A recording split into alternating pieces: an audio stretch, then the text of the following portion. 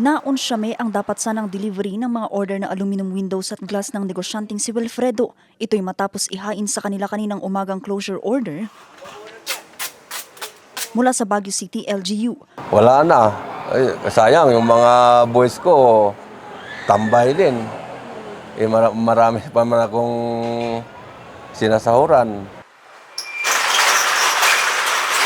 Ang pagsasara at pagpapatigil ng kanilang operasyon.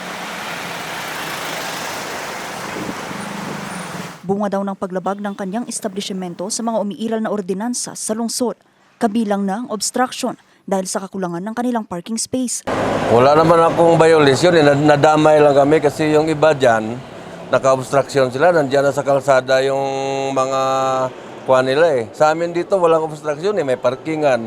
Nasa loob ang fabrication namin eh, kaya wala kaming violation. Dapat, ang ipasara nila, yung naka-obstruct lang, yung sa amin, nadamay na lang kami. Bukod kay Tatay Wilfredo, isinara rin ang 31 pang mga establishmento sa lugar. Paliwanag ng Permits and Licensing Office, ang mga establishmentong isinara, nakailang ulit na raw ang mga ito sa paglabag sa license permit at maging sa sanitary standard.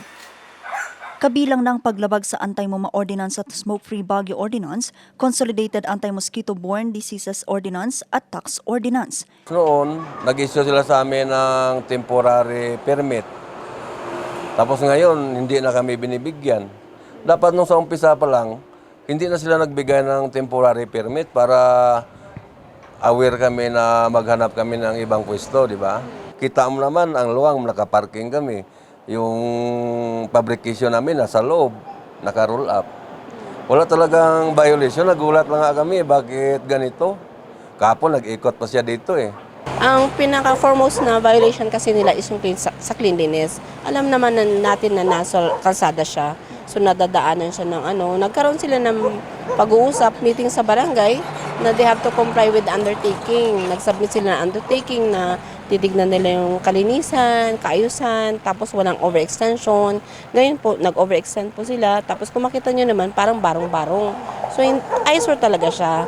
So yun na talaga kino-contain natin yung problem na para maayos naman tignan yung dadaanan ng ating mga turista, di ba? At saka para sa atin ngayon, yung mga kanal natin na pupuno ng basura, kung makita nyo naman yung mga basura dyan, nasa labas na, tapos maraming bote. Yeah, they have to comply for the undertakings, but unfortunately, they did not follow naman the undertakings. Yung agreement nila between the government, the local government, and then sila, they did not follow naman. Nauna nang sinabi kahapon ni Mayor Benjamin Magalong na dapat malinis ang mga establishmento at dapat din anya na sumunod sa umiiral na ordinansa ang mga ito. Vanessa Bugtong para sa Nation on the Move.